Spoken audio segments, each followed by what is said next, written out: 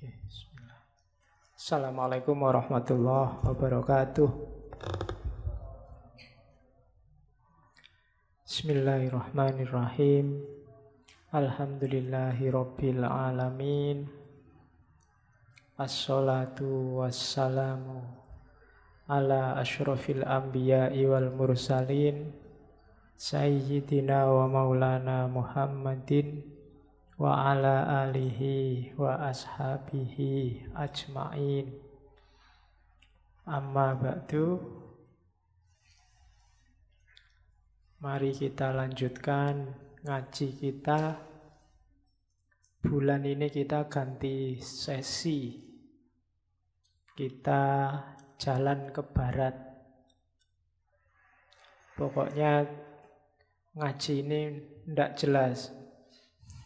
Kadang barat, kadang timur, yang penting gerak, olahraga pikiran. Biar nggak beku. Ada cerita bagus dari tradisi Zen. Jadi satu ketika ada seorang guru Zen. Guru ini punya murid yang disuruh hafalan susahnya luar biasa. Baca buku paham, tapi begitu bukunya ditutup, lupa lagi tadi bukunya isinya apa. Di kelas paham, dijelaskan, keluar kelas sudah tidak ingat lagi tadi dapat apa. Dia sumpek dengan kondisinya. Terus ngadep ke gurunya, guru saya itu mungkin tidak bakat jadi ilmuwan, nggak bakat jadi filosof. Pikiranku ini susah banget ya kalau disuruh hafalan, disuruh mengingat-ingat. Sama gurunya terus, kalau gitu kamu tak hukum. Ambil dua timba ini, terus kamu berdiri di luar sambil nyangking timba itu. Cuma timba yang satu kamu taruh di depanmu, biarin aja. Timba yang kedua kamu gerakkan terus. Saat itu bersalju. Wah, muridnya tambah ngenes iki. Aku iki wis bodoh dihukum kayak gini. Salahku apa? Akhirnya ya dituruti wong patuh sama gurunya. Jadi timba yang satu ditaruh di depannya, dibiarin aja di luar. Terus dia di timba yang satunya lagi digerak-gerakkan terus. Hampir 1 jam dibiarin gitu sama gurunya. Terus setelah 1 jam kata gurunya, sudah, sekarang dilihat apa yang terjadi dengan air di 2 timba yang kamu bawa. Air yang diam di depannya beku. Wong musimnya salju. Sementara air yang dia gerakkan terus masih cair, masih bisa dipakai, masih encer. Nah, itulah kenapa di Indonesia orang pinter disebut otaknya encer. Jadi biar otakmu encer, gerak terus, olahraga terus. Kenapa ilmu itu mudah lupa? Karena ilmu itu berjarak sama dirimu. Tidak hidup dalam keseharianmu, ya mesti aja terus lali. Maka ilmuwan yang sejati, ulama yang sejati itu tahu kebenaran dan menghidupkan kebenaran. Enggak sekedar tahu. Oke, maka di antara mengobat-abitkan air itu tadi, semoga ngaji filsafat itu termasuk. Biar pikiranmu enggak beku. Ke barat, ke timur, ke barat, ke timur. Itu kan geraknya muter terus. Oke. Bismillah. Malam ini kita ke mbah-mbahnya filsafat.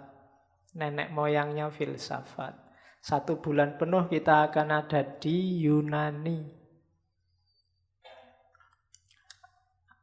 Orang menyebutnya filsafat Helenisme. Kenapa disebut Helenisme? Karena orang Yunani itu menyebut dirinya Hellas, bahasa sana. Kalau orang dalam tradisi bahasa Inggris biasanya pakai istilah Greek. Greek itu sebenarnya aslinya satu daerah yang mungkin sekarang bagiannya dari Yunani, namanya Grecia. Kalau istilah Yunani itu dari bahasa Arab. Di wilayah Yunani dulu ada daerah namanya Ionia. Ainonia ditranslate ke Arab jadi Yunan. Dibawa ke Indonesia jadi Yunani. Makanya kalau pas sepak bola, kamu nyari negara Yunani tidak akan ketemu. Adanya Greek biasanya. Tapi orang Yunani menyebut dia sendiri kaum Hellas. Makanya filsafatnya disebut Helenisme. Yunani itu termasuk negara tua, paling tua di Eropa. Karena peradaban Eropa yang rasional itu dimulai dari sana. Gesernya peradaban manusia dari mitos ke logos juga dimulai dari sana. Maka untuk siapapun yang ingin ngerti pikiran-pikiran para filosof, biasanya dimulai juga dari sana. Hampir semua gagasan filosofis hari ini yang kamu sebut barulah, kontemporer lah, aktual lah, itu semuanya sudah ada. Bibitnya di Yunani. Nanti kalau kalian lihat kaum sofis ini, kalian akan sadar bahwa ternyata pikiran-pikiran kaum sofis, meskipun banyak yang mengkritik, hari ini hidup lagi dan subur luar biasa. Ya nanti kita lihat kayak gimana sih pikiran-pikirannya kaum sofis ini. Sebenarnya sofis itu akar katanya Sofia. Sama kayak filsafat. Filsafat itu filia sama Sofia, cinta kebijaksanaan. Kok ada kaum khusus sofis? Ini sebenarnya yang ngasih gelar Plato. Kaum sofis. Cuma konotasinya agak negatif kalau di Plato. Karena kaum sofis ini satu kaum, kalau hari ini mungkin da'i ya. Da'i-da'inya filsafat. Cuma orang-orang ini agak bukan kebenaran yang dicari, tapi dengan ilmunya, dengan filsafatnya cari uang, cari kekayaan. Antitesisnya Sokrates. Kalau Sokrates itu benar-benar demi wisdom. Tapi kalau kaum sofis ini dikritik, mereka bukan kebenaran yang dicari. Dan mereka tidak cuma filosof, mereka dikenal sebagai guru. Mereka memang ahli tablek. Apa ya bahasa Yunani ini tablek itu? Teachers, guru filsafat. Bahkan nanti ada anaknya Sokrates yang dimasukkan di sekolahnya kaum sofis ini. Nanti katanya ada filosof namanya Diogenes. Diogenes itu nanti kita ketemu di sinisisme. Katanya Diogenes, gaya metode Sokratik yang dialogis itu yang punya sebenarnya bukan Sokrates. Sejak awal gaya itu sudah dipakai oleh kaum sofis. Cuma kemudian diadopsi oleh Sokrates untuk maksud yang berbeda. Tapi metodenya sebenarnya sama. Dan kaum sofislah yang menginisiasi gaya Sokratik itu. Ada yang bilang begitu. Maka malam ini kita coba ketemu mereka.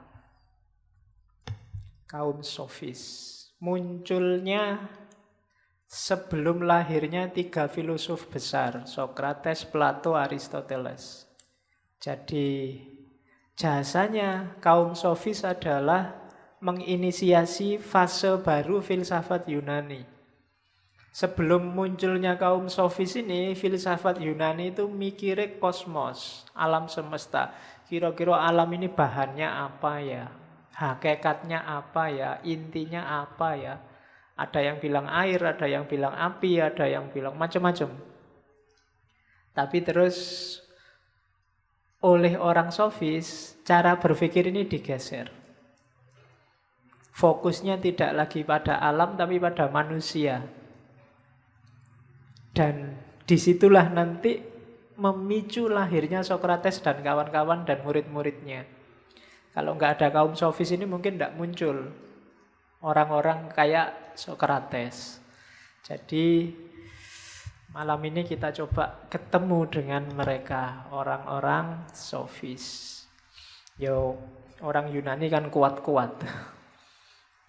pikirannya dan juga peradabannya. Salah satu peradaban besar masa lalu.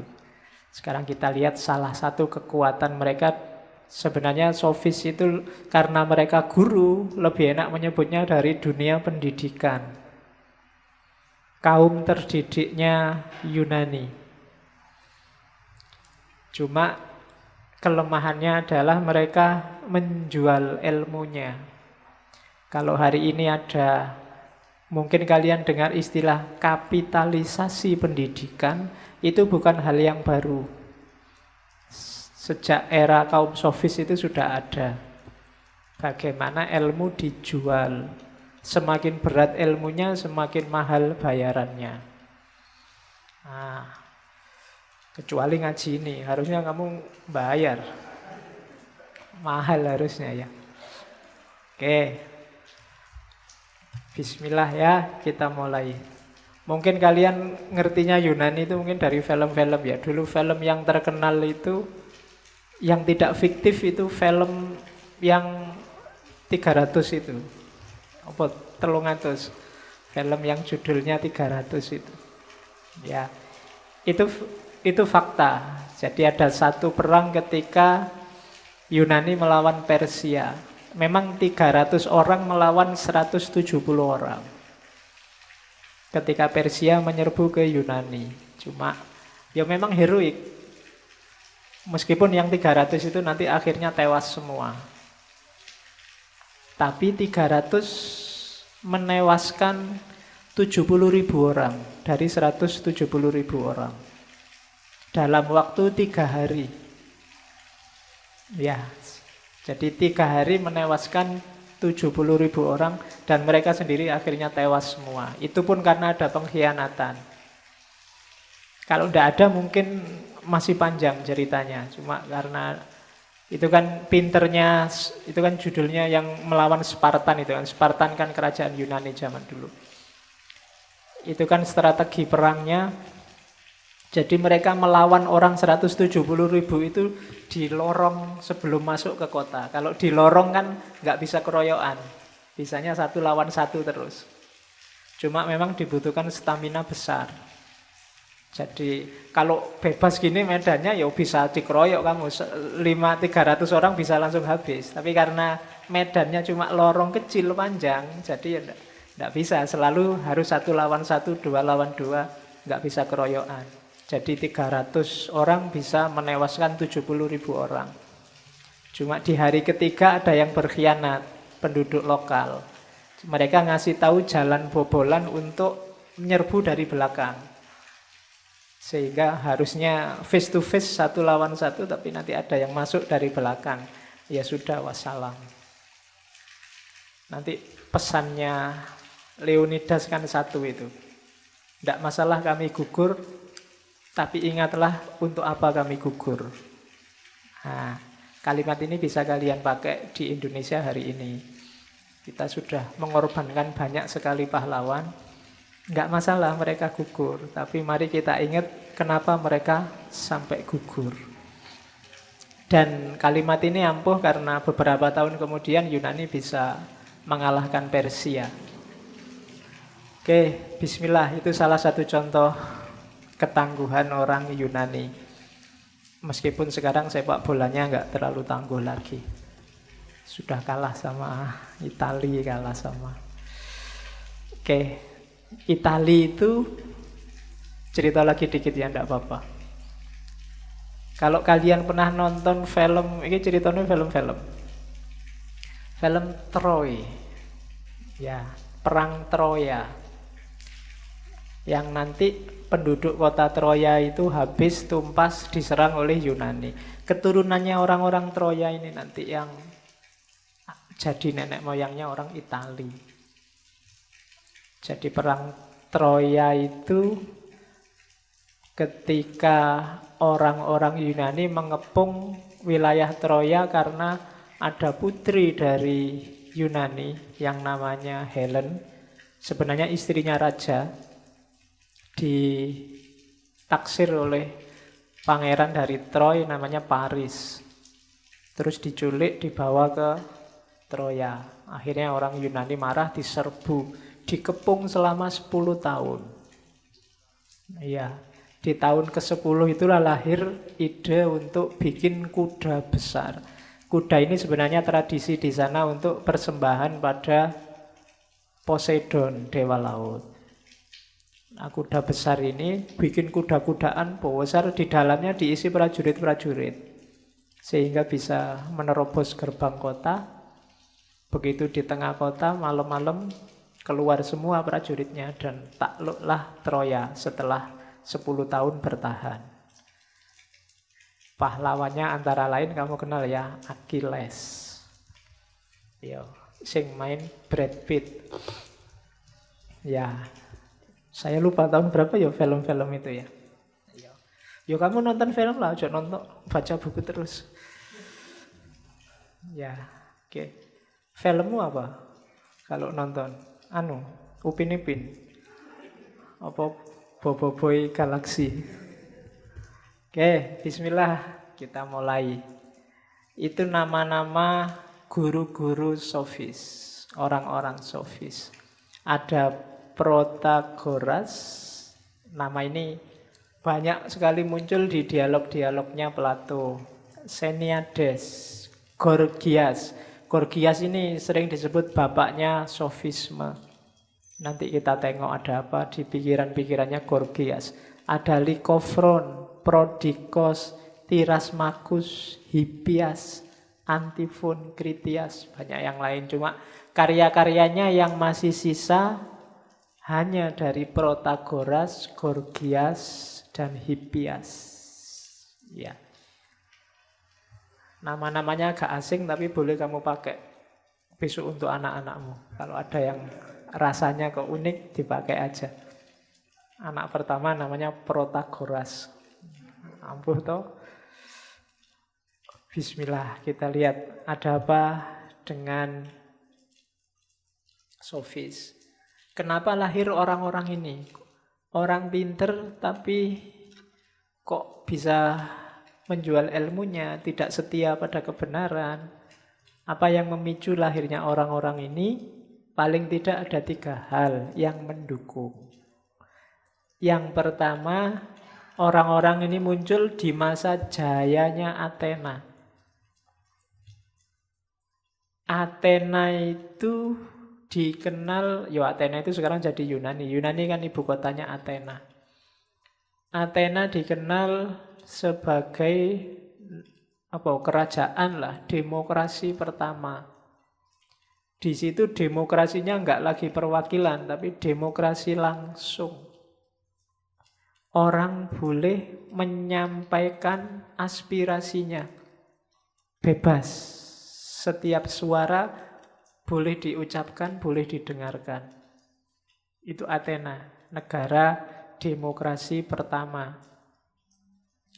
Nah, karena modelnya langsung, maka semua orang butuh pinter untuk menyuarakan aspirasinya.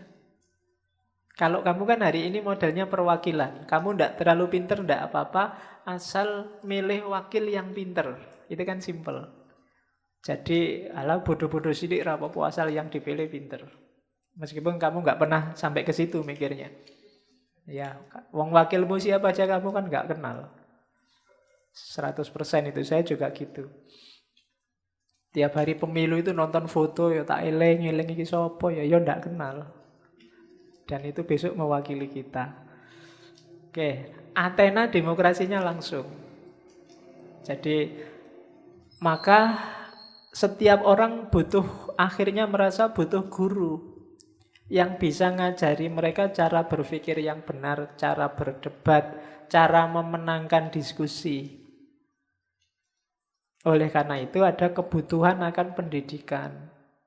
Disinilah muncul orang-orang sofis.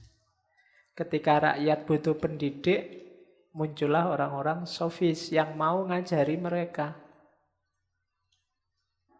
Dan kok yon dilala orang-orang sofis ini targetnya bukan memberikan kebenaran, tapi targetnya mereka kebanyakan untuk cari uang, biar kaya. Maka banyak murid-muridnya kaum sofis ini kalangan aristokrat, bangsawan. Itu yang dikritik habis-habisan oleh Sokrates dan kawan-kawan.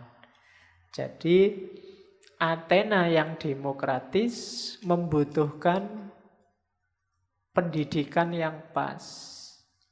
Disitulah muncul nanti orang-orang sofis.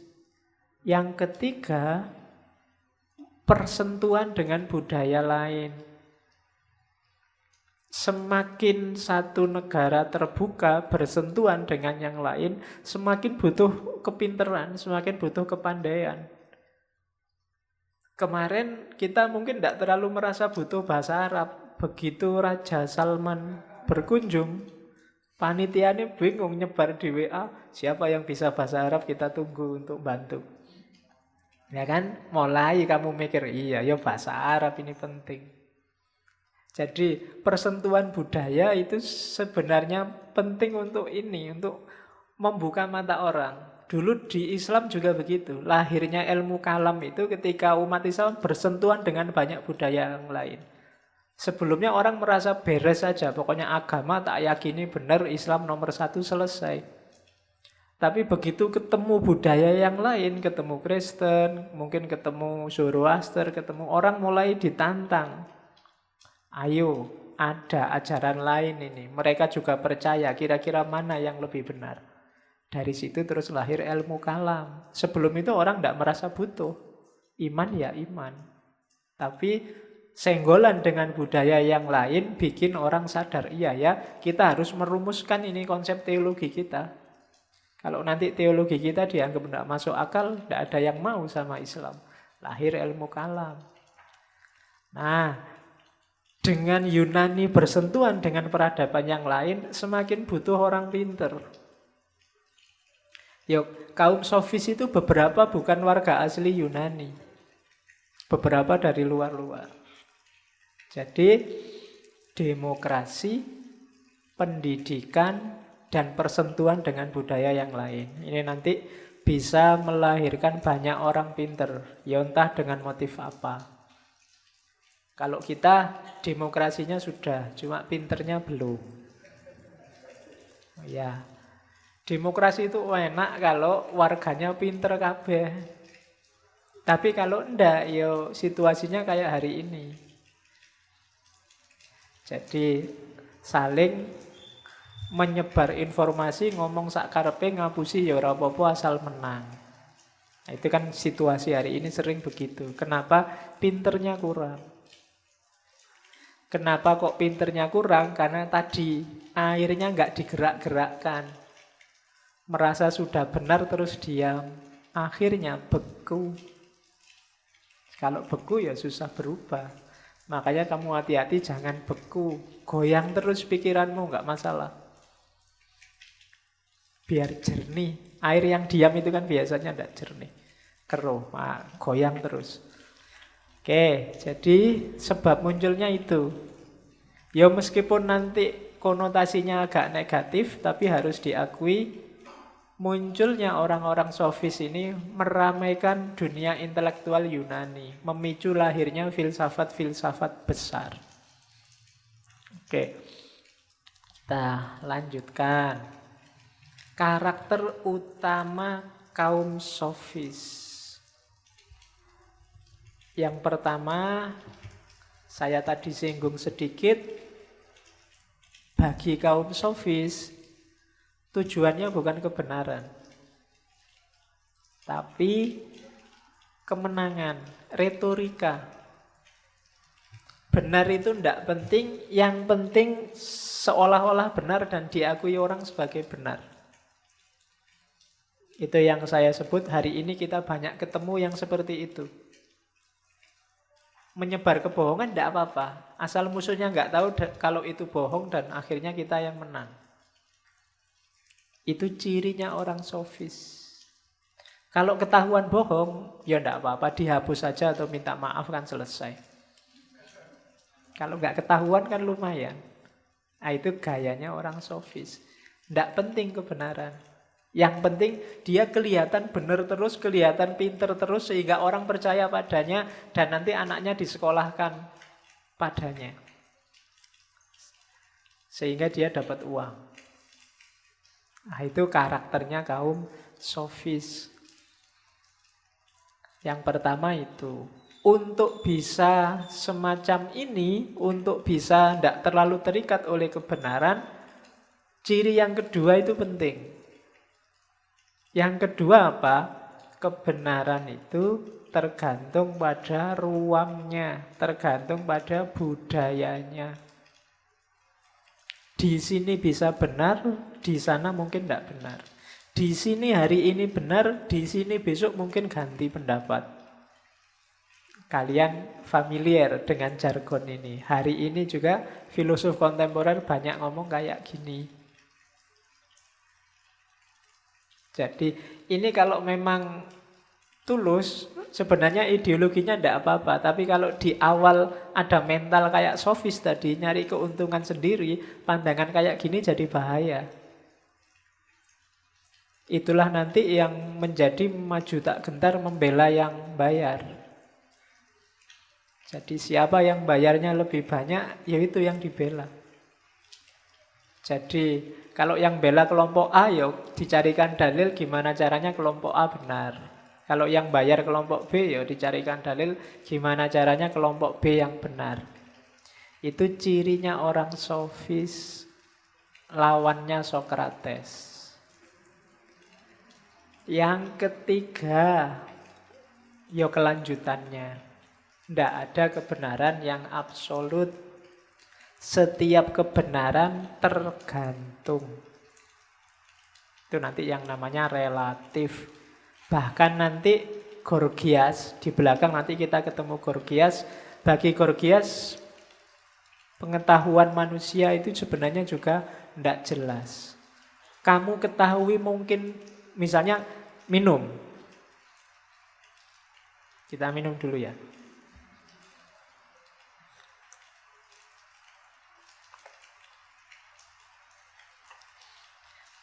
Saya minum dan kamu tahu saya sedang minum. Tapi kalau pakai argumennya Gorgias nanti pengetahuanmu tentang saya minum itu perlu diragukan juga. Meskipun kamu lihat sendiri saya minum. Nanti dia punya argumen. Yang kamu anggap ada, itu mungkin saja nggak ada. Seandainya memang ada, pengetahuannya mungkin tidak ada. Pengetahuannya mungkin beda-beda. Setiap kepala menangkapnya beda-beda. Saya tadi minum, kamu kan menangkapnya macam-macam. Ada yang, oh Pak Faiz haus. Mungkin yang sana menangkapnya, oh, itu cuma contoh kuliah. Ada yang, itu cuma minum pencitraan itu. Wong belum haus kok sudah minum. Oh, macam-macam loh kamu menangkap minumku tadi. Itu yang katanya Gorgias, enggak. Pengetahuan pasti enggak ada. Bisa jadi kamu benar semua atau salah semua. Bahkan pengetahuanku sendiri tentang minumku juga mungkin juga enggak pas. Bisa, karena aku yang tadi sama aku yang sekarang mungkin sudah berubah. Sebelum aku ngomong tadi sama sebelum aku minum, mungkin pendapatku tentang minumnya juga sudah ganti.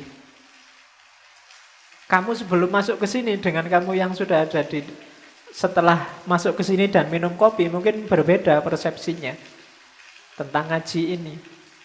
Itulah katanya Gorgias, enggak.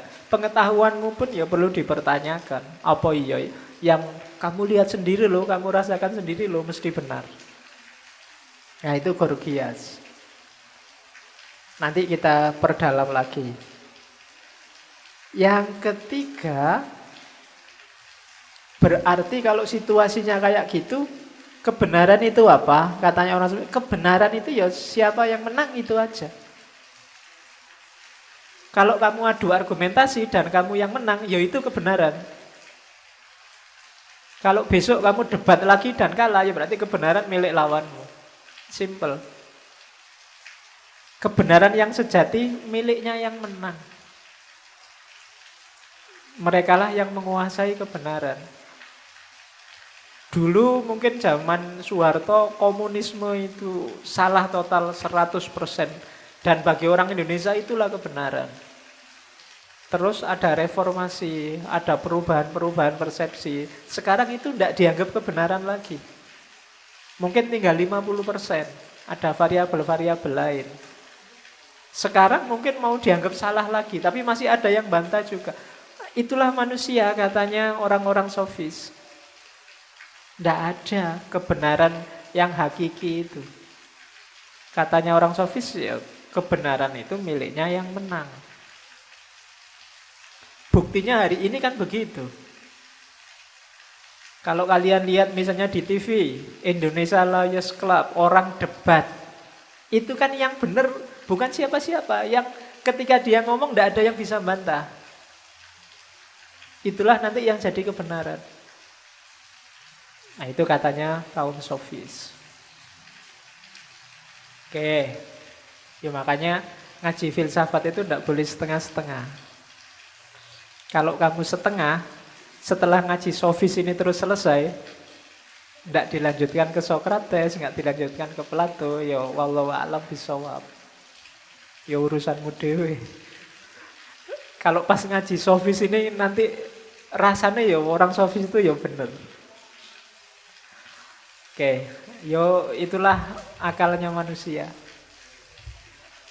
Berarti apa?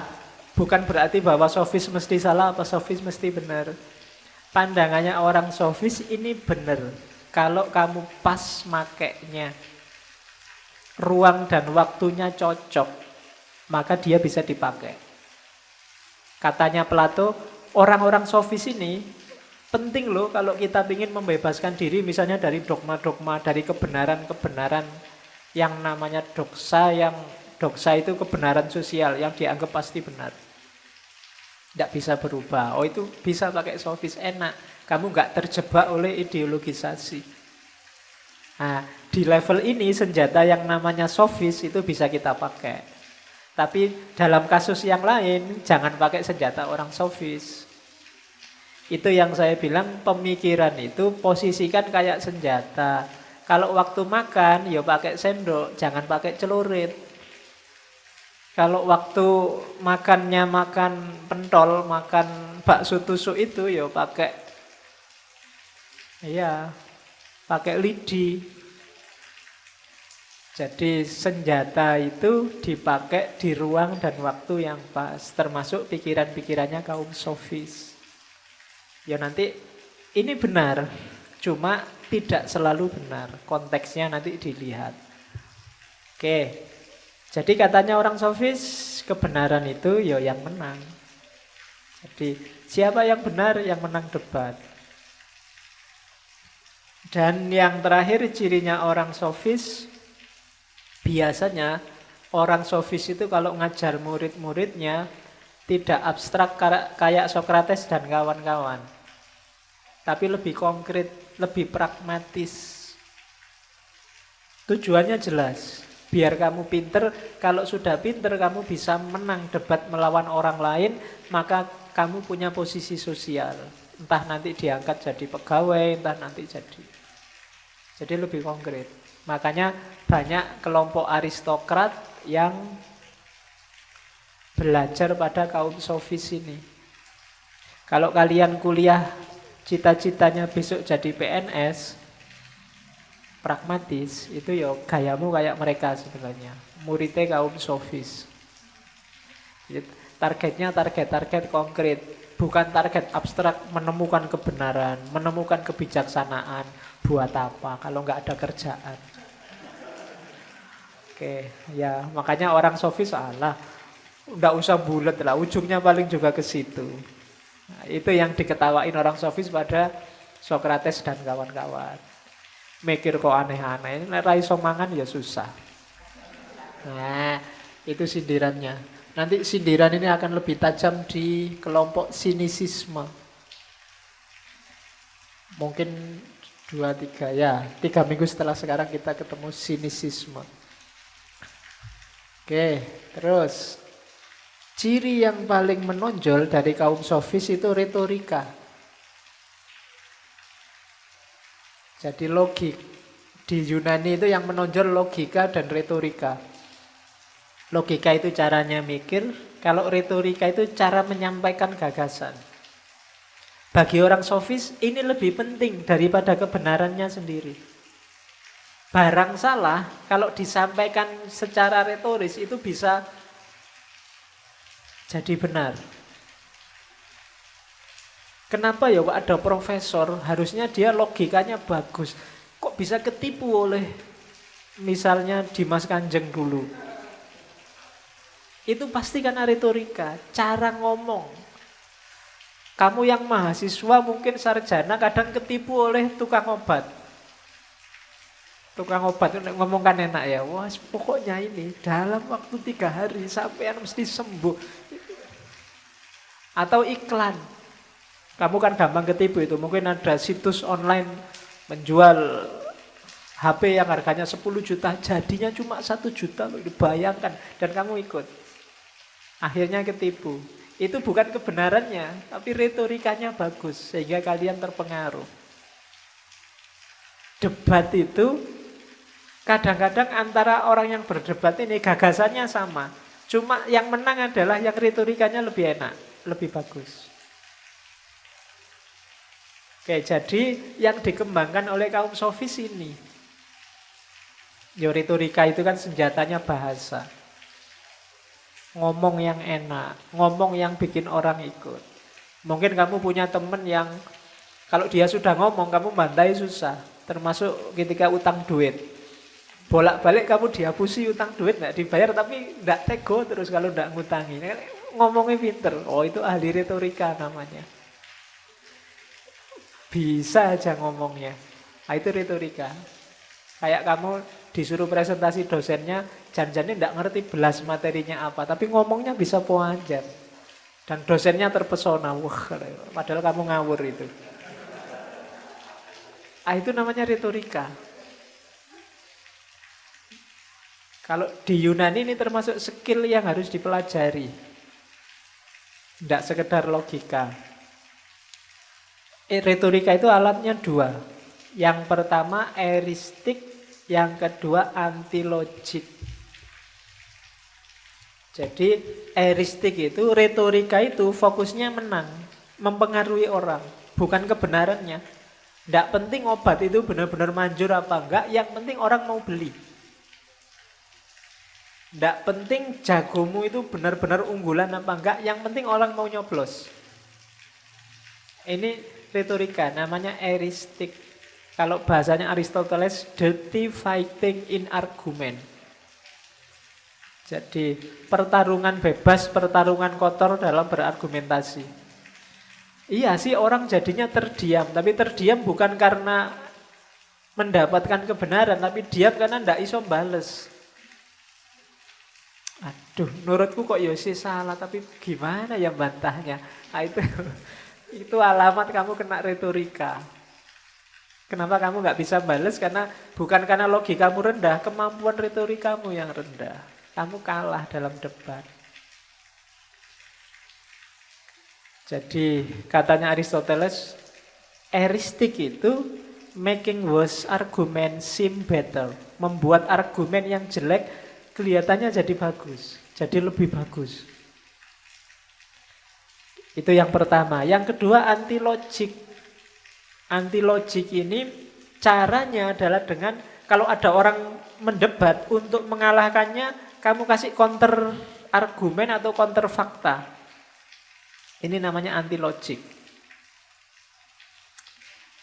Yang saya pilih ini, dia adalah tokoh penyayang rakyatnya. Ah, enggak bisa. Coba ini lihat, kemarin aja gusur. Ini namanya antilogik. Atau sebaliknya, yang kita pilih, jangan pilih tokoh ini karena dia suka gusur. Ah, enggak bisa. Coba lihat, dia kemarin bikin taman-taman itu luar biasa. Ini namanya mengcounter logik, namanya anti-logik. Jangan salah, kalau urusan counter fakta atau counter berpikir itu, kamu bisa nyari 1001. Yang tidak suka Nabi Muhammad, untuk mengcounter orang yang bilang bagusnya Nabi Muhammad, dia akan mengajukan fakta-fakta yang dipotong-potong tentang jeleknya Nabi Muhammad. Atau sebaliknya, yang tidak suka Donald Trump ya dikasih fakta-fakta yang jelek tentang Donald Trump. Yang suka Donald Trump dikasih fakta-fakta yang bagus saja tentang Donald Trump. Itu fakta. Maka Kamu tidak harus sangat terpesona kalau ada orang berargumen yang diajukan fakta-fakta. Karena fakta itu bisa dipilih sesuai kepentinganmu. Ngaji ini bisa bagus, bisa jelek. Tergantung kamu milih menjelaskan fakta yang mana. Ngaji filsafat itu jelek. Kiai ini orang keturunan ya piye. Nah itu kan bisa. Sekuler itu ngaji, masa filsafat diajarkan di masjid kan bisa. Atau kamu yang suka, jangan salah, ndak keturunan ndak apa-apa, tapi di mana ada ngaji dikasih kopi gratis, dikasih minum gratis misalnya. Nah itu yang suka. Itu namanya anti logik. Jadi kalau ada orang berargumen dibantah terus sampai dead end. Dead end itu ya jalan buntu. Dia nggak bisa berargumen lagi. Habis sudah dalilnya. Ngomong dalil ini dikasih dalil yang bertentangan. Dalil ini kasih lagi yang bertentangan. Terus begitu. Sampai akhirnya buntu sudah. Kehabisan dalil lawannya. Kalau sudah gini, menanglah yang bantah. Itu namanya retorika. Jadi, mulai sekarang kamu nggak harus terlalu terpesona kalau ada orang bergaya eristik maupun bergaya anti logik. Itu hanya retorika. Tidak selalu isinya kebenaran. Karena dalam retorika, kebenaran itu tidak jadi target utama. Yang jadi target utama, menangnya argumen. Oke, maka ada hoak. Hoak hari ini ya, luar biasa kan. Menyerbumu, apapun, kamu ndak usah kaget. Biasa wae. Jangan jadi orang kagetan. Biasanya orang kaget itu terus cenderung panik. Hari ini kan hoak itu macam-macam isinya. Tidak usah kaget, biasa aja. Kalau ada orang ngomong, wih ini ada fakta gini-gini loh. Oh biasa aja. Tidak harus kaget. Misalnya orang yang kamu sukai, ternyata gini-gini. Oh ya biasa aja. Manusia ya iso wae melakukan yang jelek. Yang bagus juga bisa. Jadi tidak ada yang mengagetkan, maka kamu tidak harus gampang terpengaruh. Kadang-kadang itu hanya eristik atau anti logik. Itu cirinya kaum sofis. Nah, tujuannya apa sih retorika itu? Persuasi, mempengaruhi orang. Ya termasuk hoak tadi kan sebenarnya bikin orang terpengaruh. Setelah kamu dikasih berita bohong, diharapkan kamu terpengaruh. Ikut target isinya berita bohong tadi. Oke. Katanya Gorgias, kuncinya persuasi itu namanya kairos. Ya. Kairos itu bukan dari kata Kairo. Itu bahasa Yunani. Artinya apa? Kairos itu ngomong yang pas, timingnya pas. Kalau kamu ingin ngomong dipercaya orang, pakailah bahasa yang pas di waktu yang pas. Itu kamu akan dipercaya orang. Punya daya persuasif, namanya kairos. Ya pas dalam bahasa yang pas, dalam waktu yang pas itu ya kalau mau ngomong lihat situasi. Ngomongnya sama siapa, dia dalam kondisi apa. Kalau kamu sedang sumpek mikir ujian, ada tukang obat kayak apapun kan nggak menarik hatimu. Ya, ada sales apalagi kamu malah marah-marah. Tapi kalau kamu sedang jomblo, nyari pacar nggak dapet-dapet, ada sales kok cakep. Jangan-jangan kamu nggak suka sama sales itu, tapi sales ini masuknya pas. Pas kamu pingin kira-kira, itu terus dia masuk. Maka pinter sales ini, dia memanfaatkan kairos, ngomong di momen yang pas, di waktu yang pas. Ya, khusus untuk STMJ, sudah tua masih jomblo. Terus, ya. Nah, retorika ini itu di bawah itu ada teorinya Aristoteles. Aristoteles menyebut retorika yang bagus itu punya 3 unsur, logos, ethos, pathos. Ini kalau di Yunani namanya triumvirate. 3 keahlian utama. Kalau ingin jadi orang pinter dan terkenal sebagai orang pinter, kuasailah logos, punyailah etos dan hidupkan patos. Logos itu ya logikanya hidup, bisa membuktikan kebenaran yang kamu yakini, bisa menunjukkan kebenaran pada orang lain. Etos itu jadilah orang yang bisa dipercaya, punya kredibilitas. Jadi kalau kamu ngomong, orang siapa yang ngomong? Oh, anak ini yang ngomong. Wah, kalau anak itu aku percaya. Sampailah pada posisi trust, pada posisi etos. Nanti kamu punya daya retoris, punya daya persuasi. Dan yang ketiga patos. Patos itu values, emosi. Kelemahannya orang-orang sofis itu dia tidak punya patos. Tidak ada komitmen kebenaran, tidak ada komitmen kebaikan. Mereka punya etos, mereka punya reputasi, dikenal sebagai orang pinter. Logikanya juga jalan, tapi tidak punya patos. Ketika tidak punya patos, ya lama-lama orang akan meninggalkan mereka. Karena apa? Tidak punya keterikatan pada nilai. Nilai kebenaran, nilai kebaikan, nilai keindahan. Tidak ada patosnya. Dia kayak mesin, dia kayak alat. Tidak ada emosinya di situ. Nah itu patos. Maka kalau kalian ingin jadi orang pinter dan dianggap pinter juga, baik logika maupun retorika, kuasailah logos, cara berpikir yang benar, logika yang benar, kemudian etos, bangun reputasimu sampai kamu dipercaya orang, dan yang ketiga patos. Komitmenlah pada nilai-nilai yang kamu yakini, kebenarannya, kebaikannya, keindahannya. Kalau kamu kuasai triumvirat ini, kamu akan punya gelar filosof zaman itu. Jadi orang yang menguasai logika, punya reputasi dan punya komitmen nilai. Logos, etos, patos. Nah, orang sofis mereka tidak punya patos. Logosnya luar biasa. Etosnya juga tinggi. Dia punya reputasi yang diakui oleh masyarakat kepandaiannya. Sayangnya tidak punya patos. Kapan-kapan mungkin kalau ada waktu kita ngomong satu sesi khusus tentang retorika. Cuma tidak sekarang. Oke, kita masuk ke cirinya sofisme. Yang pertama, baru pertama ini ya, wis sak jam. Yang pertama, sofis itu cirinya egoisme.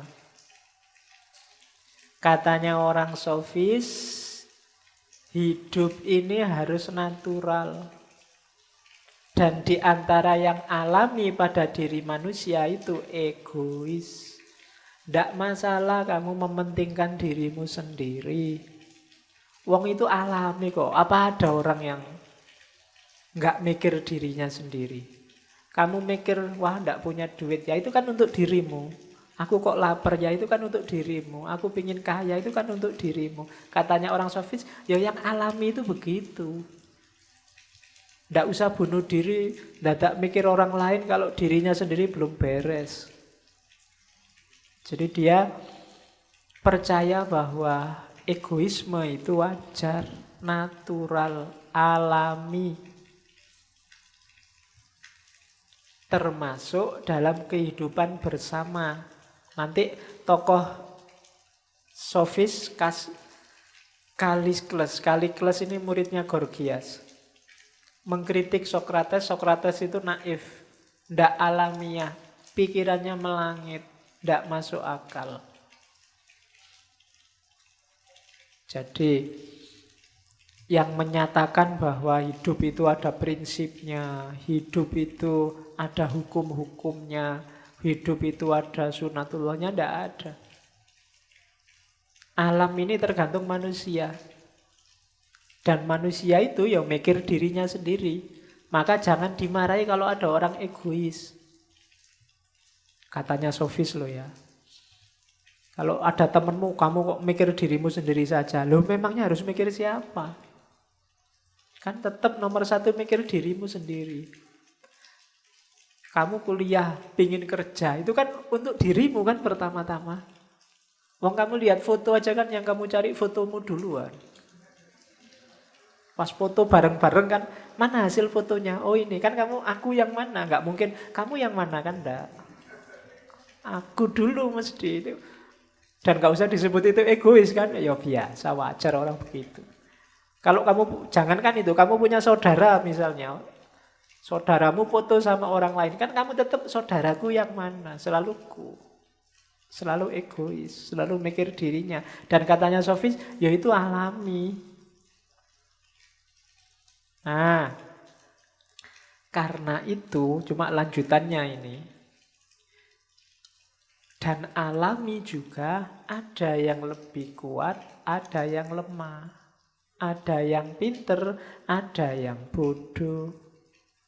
Ada yang menguasai, ada yang dikuasai. Dunia ini memang begitu. Kalau menguasai semua, tidak mungkin. Dikuasai semua lah, yang menguasai siapa? Jadi pasti ada superior, ada inferior. Kalau ada yang, yo kita harus setara, keadilan. Katanya Sofis, tidak mungkin lah. Diam-diam pasti ada yang superior dan inferior. Keadilan pun dirumuskan orang pinter, orang berkuasa, ya pasti untuk kepentingan mereka.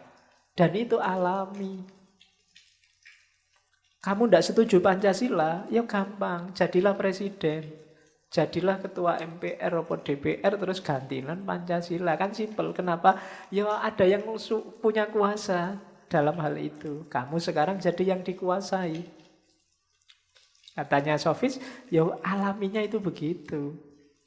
Kok yang kuat terus yang menang? Ya logikanya begitu. Kuat nanti jadinya menang. Kalau ada yang lemah menang, tidak mungkin. Kalau lemah menang, ya sekarang statusnya ganti. Dia jadi kuat. Kan begitu. Nah itu jadi mikirnya nggak usah jelimet deh katanya orang Sofis. Logikanya memang begitu. Maka might makes right. Itu salah satu jargonnya Sofis. Kebesaran, kekuatan itu yang membuat kebenaran. Yang benar apa, yang salah apa, ya tergantung siapa yang punya power. Kayak ngaji ini loh. Hari ini saya punya might. Paling enggak punya kuasa untuk menentukan ngajinya tema apa. Nah itu kan kamu enggak iso bantah, wis itu sunatullah. Kamu mau, Pak usul ngaji ini, Pak usul ngaji tema ini, Pak. Sing kuasa aku ya sak karepku. Kamu pengin ngatur tema, kamu sendiri ngaji ya di sini. Nah, kan aku bisa begitu. Kalau kamu bisa ngaji beneran, ya sudah berarti sekarang kamu juga punya power. Kamu sudah kuat. Katanya Sofis, ya kayak gitu hukumnya dunia.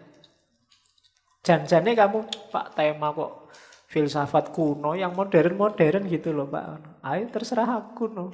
Karena aku jawabnya bisa begitu. Di level ini aku punya superioritas, kalian jadi inferior. Nah, kalau nggak terima ya nggak usah datang, karena enak aku ngomongnya. Nah ini dunia itu begitu katanya kaum Sofis. Maka kalau ada yang bilang kita harus setara, kita harus sederajat, kekuatan dan kedudukannya harus sama, itu ndak masuk akal. Ya wis ada yang miskin, ada yang kaya. Kalau semuanya kaya, lah yang dikasih zakat siapa? Kalau semuanya miskin, ya mesake. Siapa bantu siapa? Ayat-ayat Al-Quran itu ndak laku. Ayat Al-Quran itu bisa operatif kalau dunia ini macam-macam. Ada yang kuat, ada yang lemah, ada yang miskin, ada yang kaya. Kalau seragam, tidak jalan. Nggak mungkin semua jadi imam, nggak mungkin semua jadi makmum. Nah imam kabeh paduan suara. Iya. Ya masuk imam 10 lah ya jadi paduan suara, nggak jadi sholat. Jadi might makes right. Dan secara alami memang ikan besar makan ikan kecil, katanya Gorgias. Tidak usah disalahkan ikan besar. Kurang ajar ikan ini, makan yang kecil, yang lemah dimakan. Loh kalau dia nggak makan itu tidak makan-makan. Harimau makan kijang misalnya. Tidak usah disalahkan harimaunya. Ya sunatullahnya memang dia harus makan kijang. Kamu kijangnya nggak usah demo. Kalau nggak pengen dimakan ya minggir kan, cuma itu aja. Yang lemah Jadi mangsanya yang kuat itu sudah sunatullah. Ikan besar makan ikan kecil. Jangan disalahkan ikan besarnya, sama Allah memang dia dikasih takdir makananmu ikan kecil. Ikan kecil kan juga makan makhluk hidup yang lain yang lebih kecil lagi. Itu sunatullah. Itu cara berpikirnya sofis. Seandainya kalian dididik orang sofis, mungkin ya 100% percaya dengan argumen kayak gini. Bantai kan susah. Nanti bantahnya kalian masuk ke Sokrates. Oke. Terus, dan Kalikles tadi melanjutkan, dia mengkritik moralitas konvensional. Katanya Kalikles, moralitas yang kita sepakati itu, ini baik, ini buruk, itu sebagian besar dibikin oleh orang-orang yang lemah untuk ngatur orang yang kuat. Yang kuat, jangan gini loh ya, jangan nindes loh ya, jangan, selalu begitu katanya. Dan itu tidak natural. Jadi orang lemah mengeksploitasi kelemahan mereka untuk kepentingan mereka. Lahirlah moralitas, aturan, norma, adat. Itu yang bikin yang lemah. Kalau orang kuat, ya dia tidak akan bikin banyak aturan macam-macam. Katanya Kalikles, ini yang bikin moralitas ini jadi kebalik. Harusnya moralitas itu yang alami-alami. Kayak tadi yang kuat makan yang lemah. Itulah kebenaran.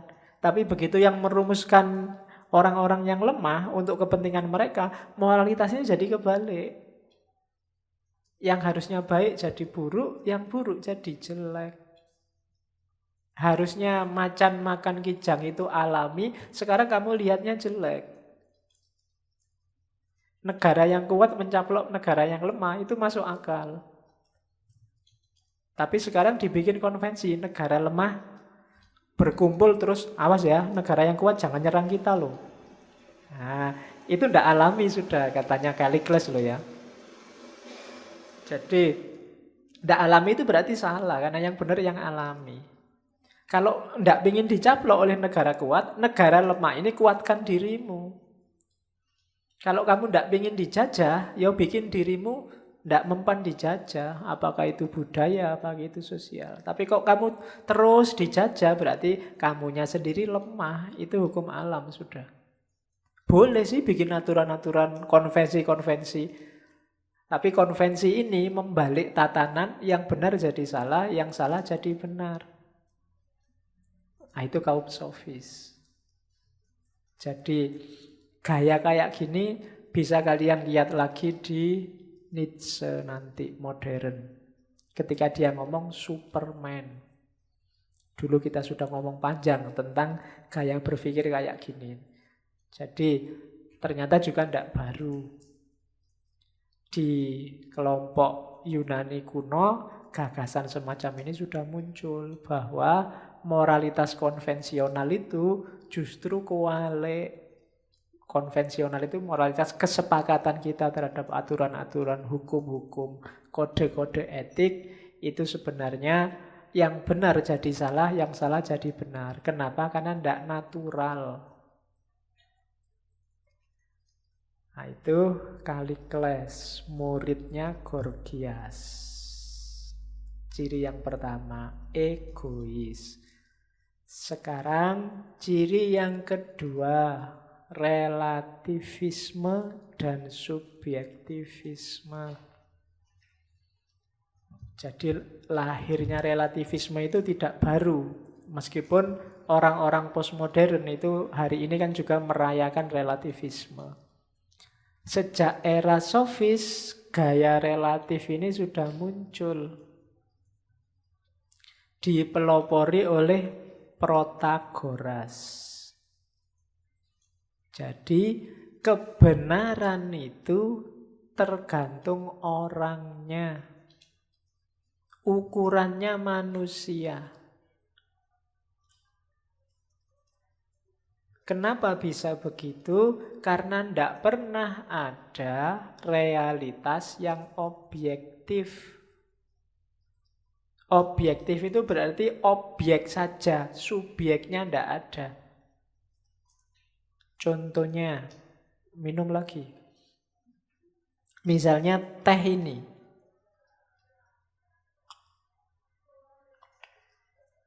Teh ini, dia tidak pernah jadi dirinya sendiri. Selalu dia teh menurutmu. Menurutku, menurut dia. Kapan teh ini jadi dirinya sendiri? Tidak ada. Kamu lupa ada Pak. Jadi saya nggak mikir ya Pak. Pokoknya teh itu kayak gini loh Pak. Ada airnya, dikasih teh, dikasih itu. Itu kan teh menurutmu. Menurut orang lain mungkin beda. Laptop ini, kamu lihat dari sana-sana lihat laptop ini. Barang objektifnya kamu tidak akan ketemu. Selalu laptop dalam pandanganmu. Laptop yang tidak dalam pandangan tidak ada, selalu dalam pandangan. Itu nanti pikiran gaya ini dikembangkan lebih lanjut oleh Immanuel Kant. Namanya fenomenalisme. Barang apa adanya itu tidak ada. Yang ada barang yang sudah dipersepsi. Candi Borobudur itu ketemunya kan belum lama itu. Sebelum ada Candi Borobudur, kira-kira candinya ada ndak? Kamu panggil, yo ada Pak. Loh, nggak ada orang satu pun yang tahu. Ya ndak ada. Katanya fenomenalisme ya ndak ada. Kenapa kok ndak ada? Lah kamu ndak tahu loh. Kamu sekarang ngomong ada karena sudah tahu ada. Seandainya nggak ada satu pun orang di dunia ini tahu dia ada, kamu akan jawab tidak ada. Begitu kamu tahu, itu Pak ada Pak. Itu sudah jadi Borobudur menurut persepsimu. Orang lain melihat ya menurut persepsinya orang lain. Siapapun yang lihat menurut persepsinya dia. Jadi kebenaran itu sifatnya subjektif, relatif, siapa yang melihat. Habib Rizik itu tokoh utama apa tokoh biasa apa? Itu ya masing-masing kepala membunyikannya beda. Ahok itu orang luar biasa apa orang kurang ajar? Itu tiap kepala membunyikannya beda. Ahok apa adanya nggak pernah ada. Yang ada selalu Ahok dalam persepsimu. Bahkan Ahok menurut Ahok sendiri. Itu juga pendapat, persepsi. Jadi manusia, katanya kelompok sofis itu tidak pernah ada kebenaran objektif, tidak pernah sampai pada kebenaran objektif. Yang disebut kebenaran itu kan pemahamanmu saat ini, kesadaranmu saat ini. Itu yang punya pendapat Protagoras. Jadi relatif, tergantung. Karena kebenaran itu ternyata subjektif. Subjektif berarti apa? Tergantung subjeknya. Makanya susah kamu nyari kebenaran yang pasti, apalagi di ranah sosial humaniora.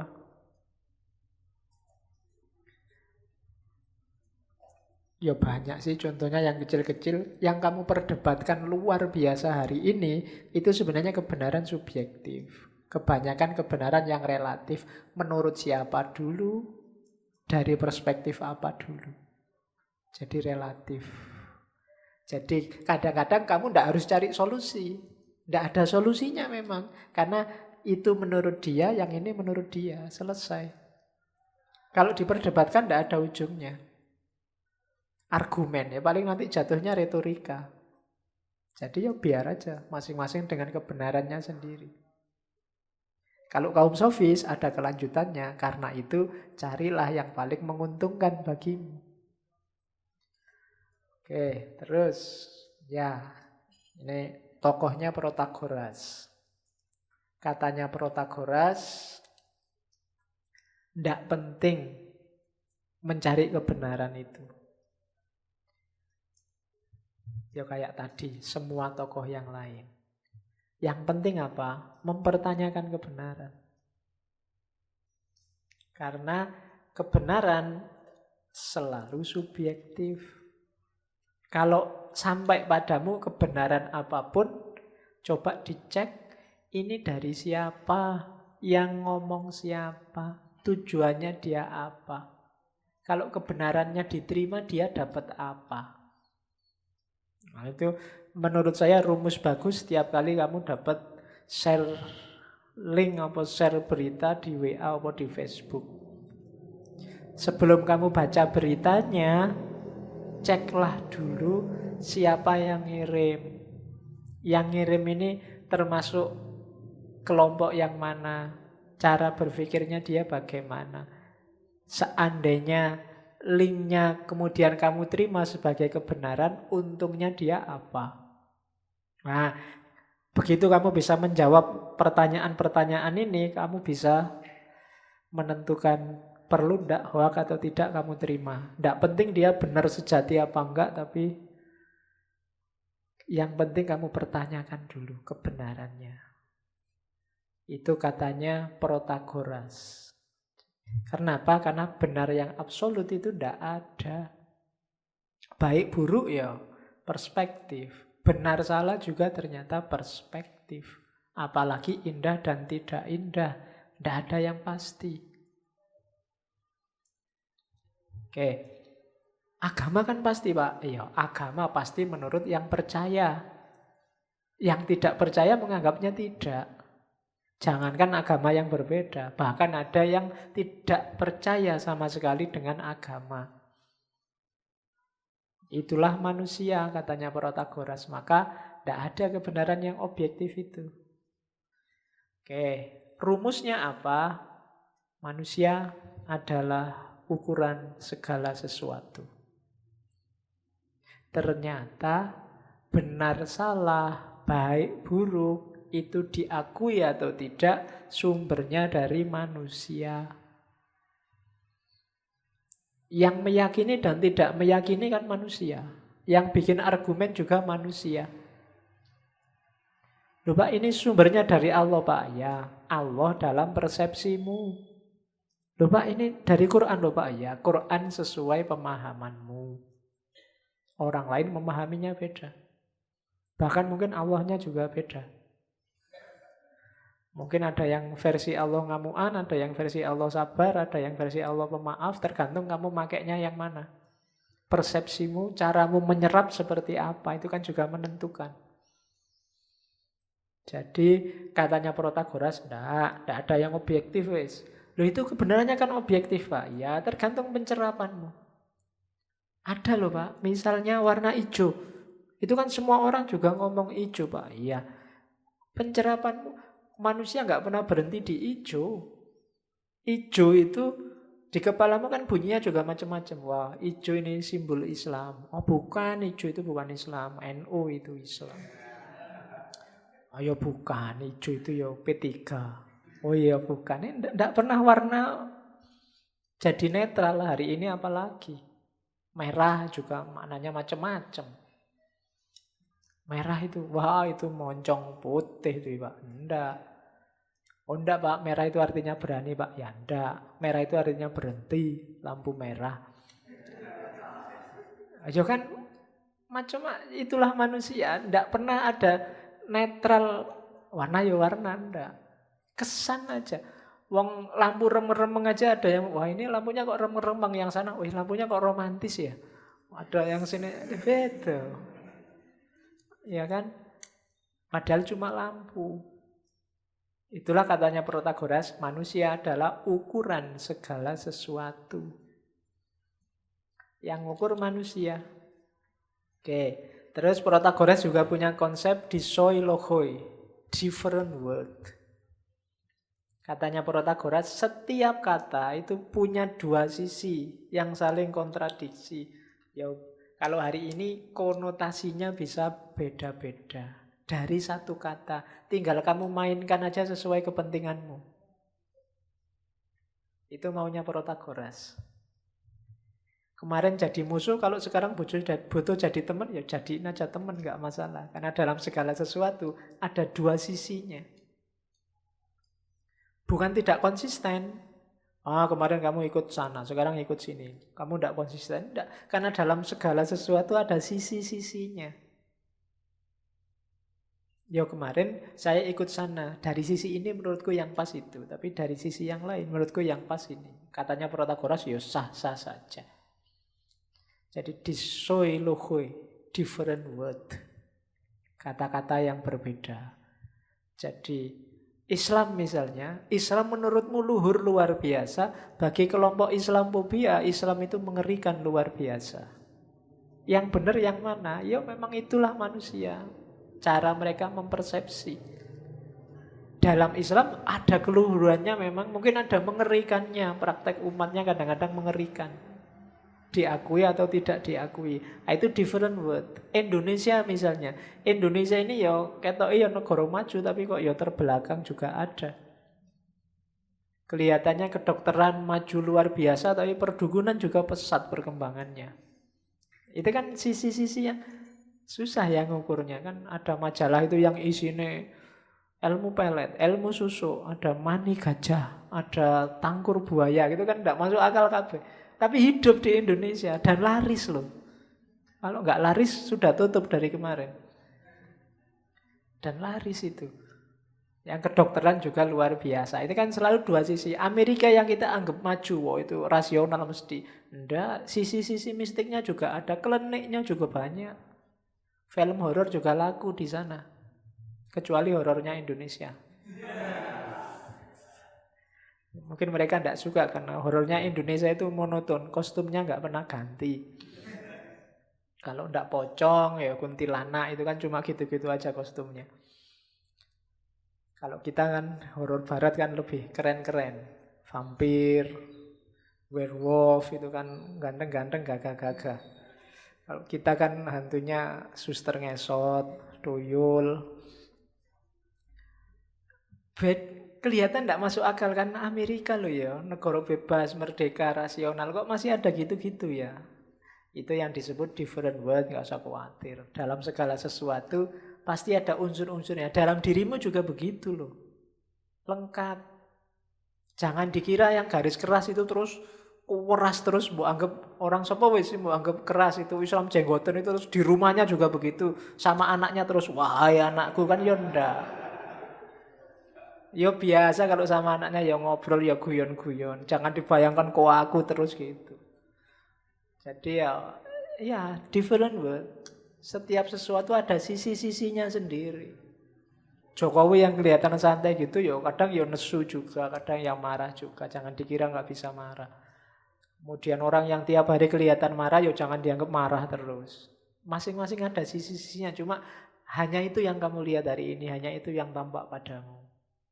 Maka katanya Protagoras ya jelilah melihat selalu ada sisi yang berbeda.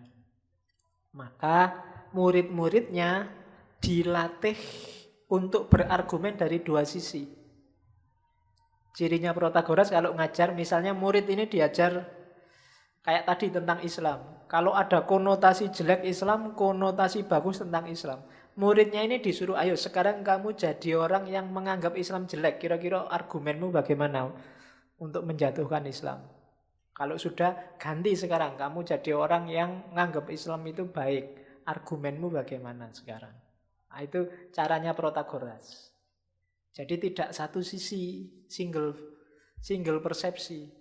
Muridnya dilatih dengan persepsi yang beragam sehingga berhadapan dengan situasi apapun dia bisa menang. Kalau kita kan senengannya cuma mono, stereo aja ndak, apalagi apa mono itu, lawannya mono apa? Poliponik. Banyak sudut, banyak sisi. Kita stereo aja kan sering ndak. Pokoknya kelompokku ya kelompokku, yang lain mesti salah. Tapi kita nggak tahu menahu tentang yang lain. Sehingga begitu debat, berargumentasi kita langsung kalah. Dan itu yang diwanti-wantikan oleh kelompok sofis pada murid-muridnya. Janganlah, jangan begitu. Kita harus tahu argumen dari semua sisi. Oke, ini dari bukunya Protagoras, kitabnya Protagoras yang selamat, ada Hymn of Relativism. Oh itu khas ya, relativisme aja ada himnenya. Ya, saya tidak tahu nadanya kayak gimana, harus tak tulis Inggrisnya. Kamu bikin nada sendiri boleh pakai dangdut apa pakai jazz. Ya. Man is the measure of all things. Manusia itu ukuran dari segala sesuatu. Both of things that are. Both of things itu tadi kan ada dua sisi itu kan. Baik sisi A maupun sisi B, baik sisi baik maupun sisi buruk. Both of things that are. Man is the measure that they are, and of things that are not. Manusia itu ukuran terhadap apa yang mereka yakini kebenarannya, dan juga segala yang tidak mereka yakini. Man is the measure that they are not. Manusia juga ukuran terhadap apa yang tidak mereka percayai. Itu himnenya relativisme. Ukuran satu-satunya itu manusia. Ternyata yang kita hadapi selama ini, yang kita sebut kebenaran selama ini adalah kebenaran dari perspektif tertentu, dari manusia tertentu, bukan kebenaran yang absolut. Itu katanya kelompok sofis. Terus Protagoras, kenapa sih kok pikirannya subjektif begitu? Katanya, kan manusia ini punya akal toh. Kalau akal kan bisa kebenarannya sama. Katanya Protagoras, enggak begitu. Jadi Protagoras ini mengkritik para filosof Elia. Filosof Elia itu filosof alam termasuk Heraklitos. Filosof sebelumnya sering membagi perasaan sama akal. Terus yang dimenangkan akal. Dianggapnya akal itu lebih objektif. Katanya Protagoras, tidak begitu.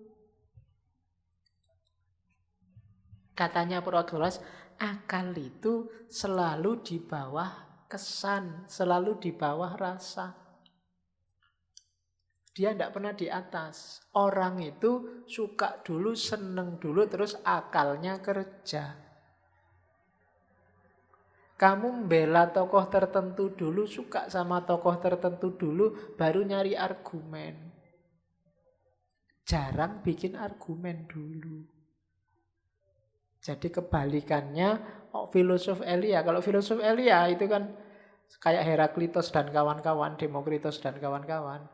Hidup ini ya ada perasaan, ada akal. Dan akal lebih objektif. Jadi kalau orang ingin disebut pinter, akalnya harus di atas perasaan. Katanya Protagoras, tidak bisa begitu. Orang hidup secara natural itu akalnya justru di bawah perasaan. Kalau nggak percaya silahkan kamu uji semua yang kamu anggap baik dan kamu anggap benar. Hampir semuanya kamu suka duluan. Atau kamu dikondisikan untuk suka duluan. Kenapa kamu Islam? Kenapa kamu NU? Kenapa kamu Muhammadiyah? Kenapa kamu nggak pernah mikir dulu? Nggak pernah kamu mikir aku itu enaknya NU apa Muhammadiyah? Nggak pernah. Karena sejak awal mungkin bapakmu, orang tuamu, lingkunganmu NU, kamu terkondisikan untuk suka dan dekat sama NU. Argumennya nanti belakangan. Akalnya kerja di belakang setelah kamu suka duluan. Kamu suka tempe penyet atau ayam penyet misalnya. Itu kan kamu suka dulu. Begitu ada temanmu tanya, kok kamu sukanya tempe sih? Oh, tempe itu menyehatkan. Karena tempe itu belakangan sebenarnya. Awalnya ya kamu sudah suka duluan. Mungkin karena uangnya ngepas hanya buat beli tempe. Ya, tapi argumennya itu datangnya di belakang. Itu sehat loh daripada makanan yang lain, daripada itu belakangan. Coba kamu sukanya ayam duluan, ya kamu akan bikin argumen betapa bergizinya ayam. Yang suka susu berargumen pentingnya susu, yang tidak suka susu dia akan berargumen tidak apa-apa, tidak minum susu. Bisa digantikan oleh zat yang lain dan seterusnya. Jadi akal itu selalu belakangan. Kayak kamu kuliah milih jurusan, itu dulu mungkin kamu nggak mikir panjang, sing kamu rasakan kira-kira enak, kira-kira seneng kan begitu. Kamu nggak survei fakultas ini prospeknya gimana, nggak pernah. Kamu cuma enaknya mana ya, selalu enaknya. Ngaji aja mungkin kamu enaknya berangkat apa enggak ya, enaknya enggak pernah kira-kira, tapi selalu enaknya, itu rasa. Enaknya hari ini pakai baju apa ya? Enaknya sebagian besar hidup kita itu. Maka katanya Protagoras, enggak. Katanya siapa sih akal itu mendominasi? Enggak. Akal itu ternyata enggak jadi raja. Yang jadi raja, rasa. Maka, dan itu alamiah katanya Protagoras. Ya hidup memang begitu. Sehingga benar salah jadi beragam. Coba dasarnya sama-sama akal yang rasional, mungkin keragaman itu bisa tinggal sedikit. Tapi kan kelihatan dalam hidup ini sangat beragam sekali. Berarti orang yang dikedepankan bukan akalnya. Makanya kalau ada orang gegeran macam-macam beda pendapat, kamu ndak harus bilang, ndak mikir po dia. Ya semuanya juga ndak mikir. Diawali dari suka ndak suka sejak awal. Nggak usah kamu protes, akalnya nggak dipakai. Semua juga awalnya nggak pakai akal. Suka ndak sukanya dulu yang main. Baru akal nututi di belakang membikinkan argumen, menjustifikasi. Oke, nanti beberapa teolog mengadopsi cara berpikir ini. Khususnya yang tidak mementingkan akal. Oke, ciri yang ketiga, skeptis. Relativisme dan skeptisisme itu dua hal yang berbeda, tapi disofis jadi satu. Kalau relatif itu semuanya benar, terserah pencerapan orang. Kalau skeptis kebalikannya, semuanya harus dipertanyakan. Jadi kebalikannya. Jadi orang biasanya salah satu. Kalau nggak relativis itu biasanya toleran. Setiap orang punya pendapat, punya pikiran sendiri. Tapi kalau skeptis, pikiran semua orang perlu dipertanyakan. Tidak dipercaya. Jangan-jangan ada kepentingannya. Jangan-jangan ada misi tersembunyi. Jangan-jangan ada jebakannya. Itu skeptis. Tapi kalau relativis, pikiran setiap orang itu benar sesuai versinya masing-masing. Kalau ada lagi yang pikiranku saja yang benar, yang lain salah. Itu namanya dogmatis. Jadi bedakan kalau bikin istilah. Kamu jangan sembarangan kadang pakai skeptis, kadang pakai relatif. Tidak ada konteksnya. Kalau relatif berarti semua kamu anggap benar. Sesuai versi masing-masing orang. Kalau skeptis, semua kamu anggap salah. Semua harus dicurigai. Nanti ada dogmatis. Kalau dalam tradisi hermeneutik, yang skeptis ini melahirkan namanya hermeneutik of suspicious. Kalau yang relativis itu nanti hermeneutik of recovery. Kalau yang dogmatis melahirkan hermeneutik of apology. Nah, itu nanti gaya hermeneutiknya beda-beda. Oke, cirinya skeptis. Tokohnya nanti Gorgias. Jadi pikiran manusia itu tidak mungkin ketemu kebenaran yang sejati. Selalu kebenaran yang perlu diragukan. Rumusnya ini kalau Gorgias. Yang pertama, asumsinya adalah tidak ada sesuatu pun yang eksis. Ini agak panjang mikirnya. Kacamata, ini argumennya dua, dari eksisten sama non-eksisten. Contohnya begini, kacamata ini menurutmu eksis kan?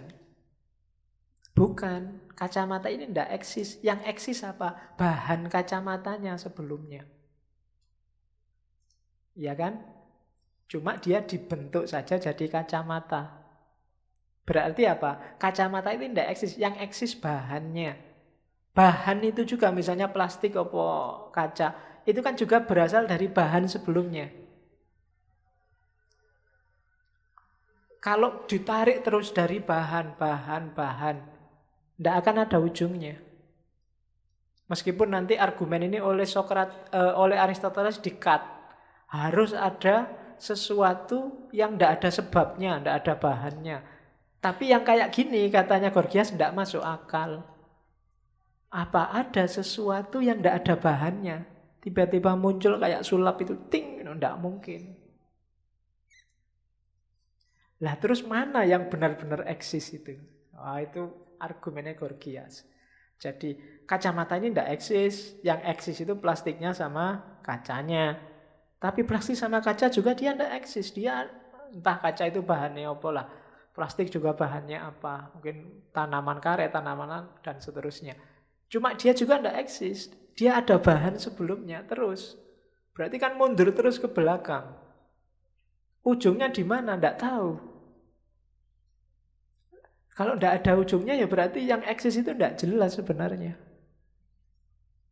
Ataukah ada non-eksisten?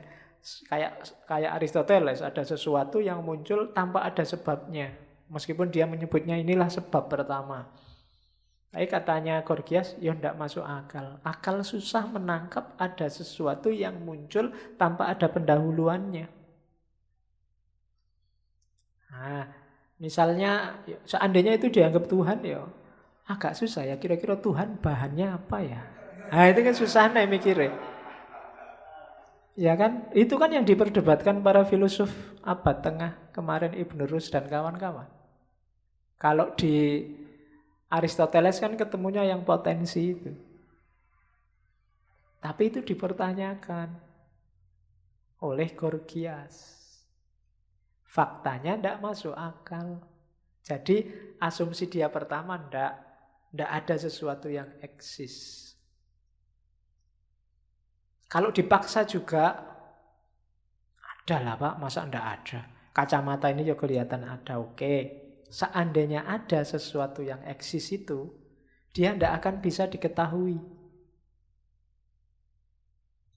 Ya kayak kacamata ini tadi kan, kayak laptop ini tadi, kayak teh ini tadi. Anggap aja teh itu benar ada. Tapi apakah teh itu? Pengetahuan kita tentang teh ternyata juga macam-macam. Isi kepala kita beragam. Jadi kalau seandainya kamu tidak Pak, ada Pak yang benar-benar eksis, oke. Tapi seandainya ada yang benar-benar eksis, tidak akan bisa diketahui. Kenapa? Ya karena kita terbatas oleh persepsi kita masing-masing. Kebenaran pastinya jadinya tidak pasti, tidak ada. Selalu kacamata menurutku, kacamata menurutmu, dan seterusnya. Kalau kamu masih ngeyel, ya bisa lah Pak.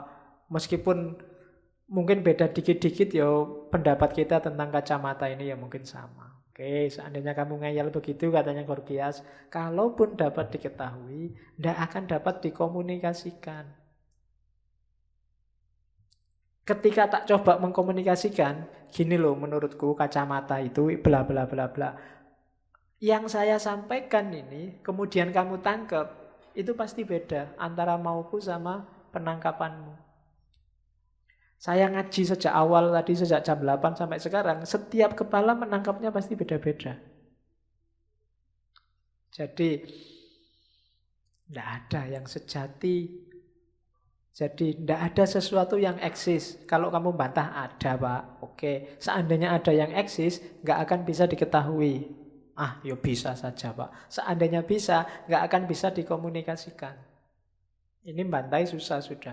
Karena begitu dikomunikasikan, kamu juga harus pakai bahasa, pakai konteks yang sama, pakai konotasi yang sama, dan itu susah setiap orang. Ya bahasa juga begitu kan. Mbok kamu di sini ngomong Madura, yang ndak Madura ndak akan paham.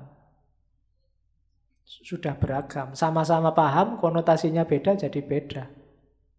Ngomong sama simbahmu yang ndak ngerti perkembangan musik terbaru, Mbah, buka sidik jos yo Mbah. Apa buka sidik jos itu? Ini ndak paham dia. Karena ndak ngikuti, konteksnya beda. Jadi komunikasi itu begitu. Jadi seandainya sesuatu itu ada, dia ndak akan susah diketahui. Tapi kalau dipaksa bisa Pak diketahui, akan susah dikomunikasikan. Jadi kesimpulannya ini tadi, skeptis. Alah, penjelasanmu tentang realitas itu kan versimu. Pengetahuanmu kan hasil pencerapanmu. Yang kamu katakan itu kan versimu juga. Yang lain mungkin berbeda. Oke, itu Gorgias.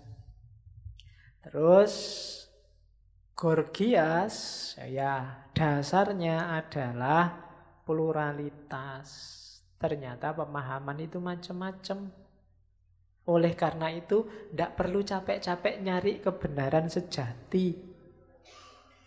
Yang harus kamu cari apa? Kamu butuh kebenaran yang gimana sekarang? Segala versinya ada. Kamu pengen kebenaran bahwa menikah itu menyusahkan hidup, tinggal kamu bikin argumennya ada. Kamu pengen bikin argumen bahwa nikah itu penting loh. Kalau bisa segera, tidak usah nunggu 25. Karena begitu kamu telat bahaya. Misalnya, loh itu argumennya juga bisa. Tradisi agama tertentu, mungkin ada yang kasta tertentu jangan sampai nikah, mereka juga punya argumen kuat. Bahkan ada budaya tertentu di masa lalu yang anak-anaknya yang perempuan dikubur hidup-hidup, mereka juga punya argumen kuat. Saya baru baca di mana itu tradisi Arab mengubur anak perempuan kecil itu ada dasar sosiologi antropologinya. Karena zaman itu perempuan itu memang derajatnya rendah. Kehidupannya suku. Dalam kehidupan suku, perempuan ini kayak komoditas. Kalau kalah perang dia ditransfer jadi rampasan kayak barang. Bahkan zaman itu perempuan ini jadi simbol. Kayak kamu punya mobil. Semakin banyak mobil status sosialmu naik. Zaman itu semakin banyak koleksi perempuannya, status sosialnya juga naik. Kalau perang, mereka tidak bisa bantu, harus dilindungi. Ya, terus kalau kalah perang, mereka nasibnya sengsara sekali. Bisa jadi budak, bisa pokoknya tidak ada enaknya. Jadi dalam konteks tertentu, anak perempuan kecil ini dikubur daripada kamu nanti hidup sengsara. Ada logika begitu. Zaman itu orang mikir, ini suku kita ini sudah suku rendah, kalahan, laki-lakinya sedikit. Kalau ada perempuan lagi, nanti kalau kamu besar kita tidak bisa ngelindungi. Logika kayak gini ada. Ya meskipun bisa dibantah banyak hari ini, cuma make sense dalam arti, iya sih dari sisi itu mungkin. Kasihan lo besok kalau besar dibuat bancaan orang sak suku, dibuat, kasihan. Ya mungkin bisa begitu. Terus kamu sekarang dipendem aja wis enggak apa-apa daripada besok sengsara. Ada logika kayak gitu. Dan itulah manusia, kalau hanya akalnya dia bisa bikin. Wong kamu masuk hotel berdua sama pacarmu aja kan ya bisa belum nikah lagi. Loh Pak, saya masuk berdua ini kan pilihan bebas kita berdua Pak. Resikonya siap kita tanggung. Apapun yang terjadi kan saya tidak masalah. Kita suka sama suka, seneng sama seneng. Kok yang lain usil kenapa sih Pak? Kan bisa, kamu bisa argumen gitu. Dan masuk akal. Iya sih, ngapain juga aku cerewet. Suka-suka kamu lah. Oke, itu manusia.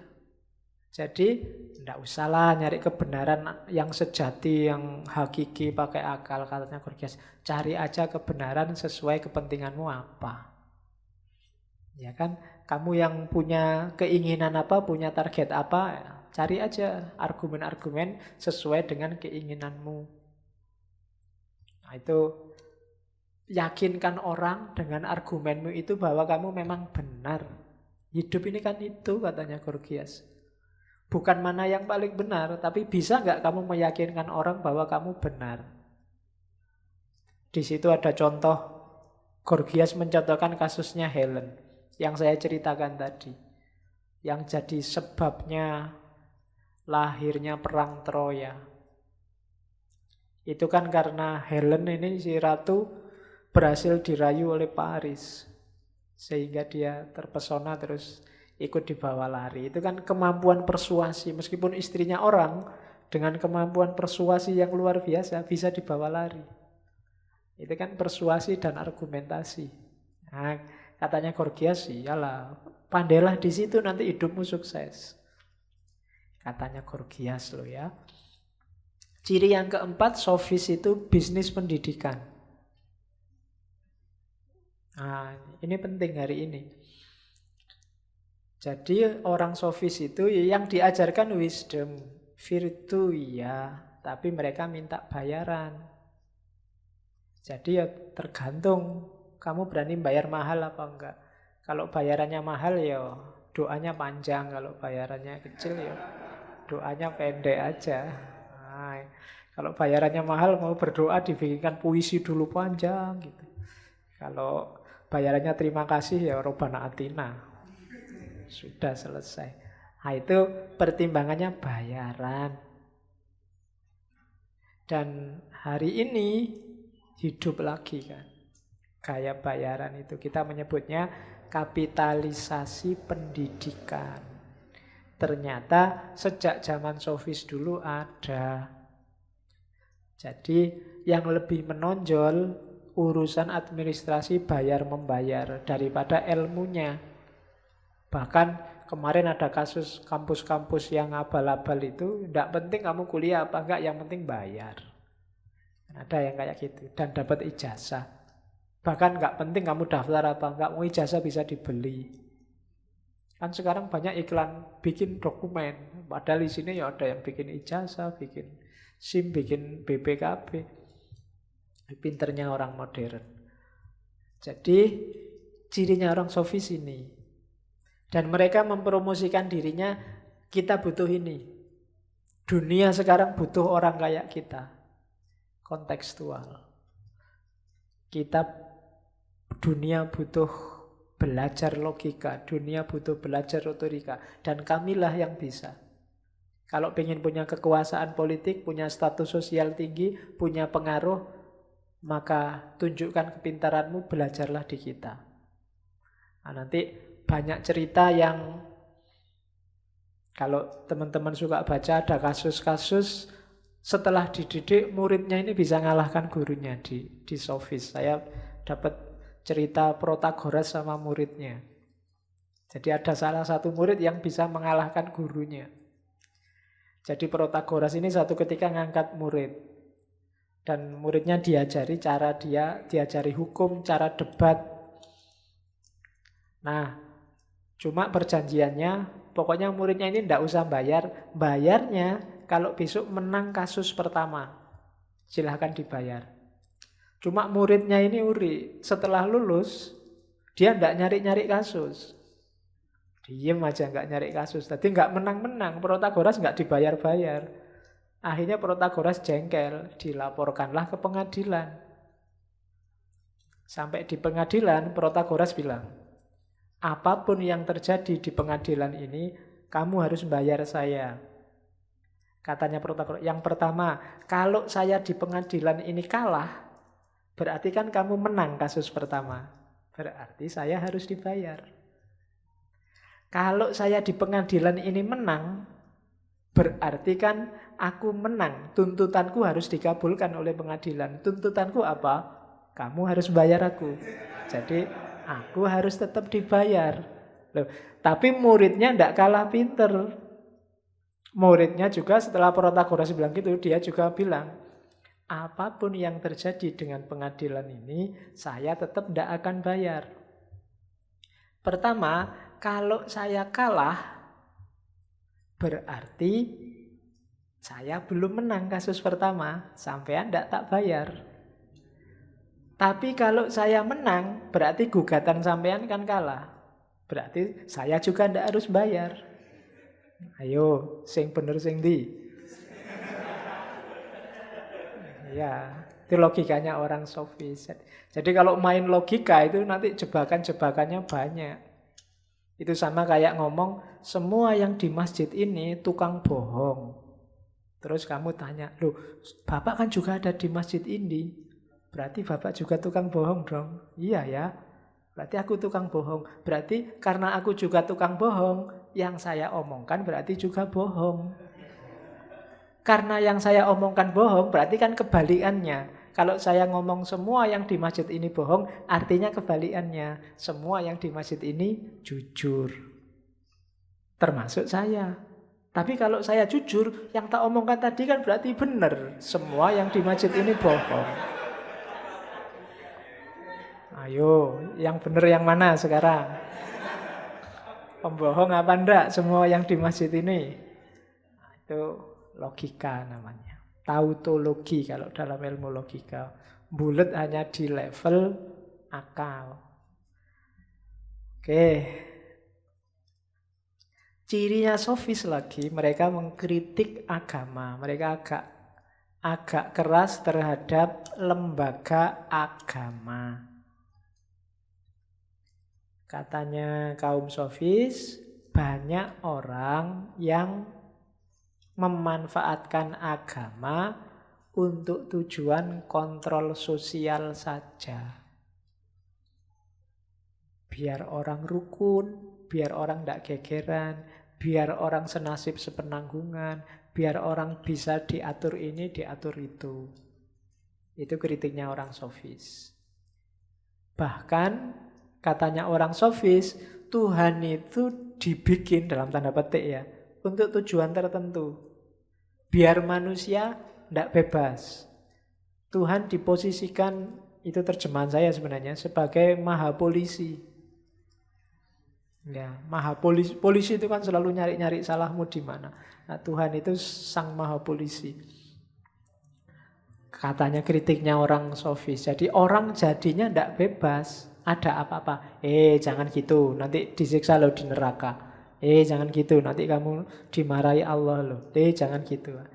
Ternyata agama jadi media untuk ngancam orang lain, ngatur orang lain.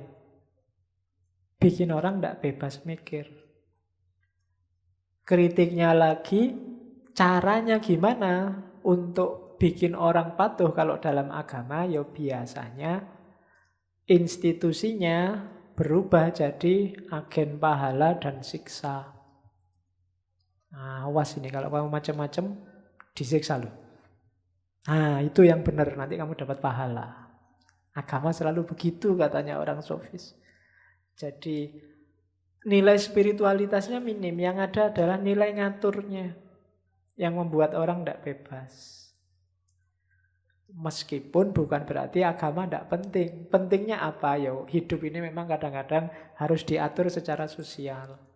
Agama itu efektif. Kenapa? Karena yang ngatur diasosiasikan dengan yang di luar manusia. Nah, itu orang bantahnya susah. Kalau yang ngatur orang yang bisa dilihat, bantahmu kan gampang. Tapi karena dia sang maha yang tidak bisa diakses oleh akal, oleh panca indera, bantahnya susah. Itu yang dipakai oleh agama dan lembaga agama. Katanya orang sofis. Jadi cirinya orang sofis yang kelima, kritik agama. Itu kalimatnya Protagoras tentang agama yang terkenal. About the God, I have no means of knowing either that they exist or that they do not exist or what they are to look at.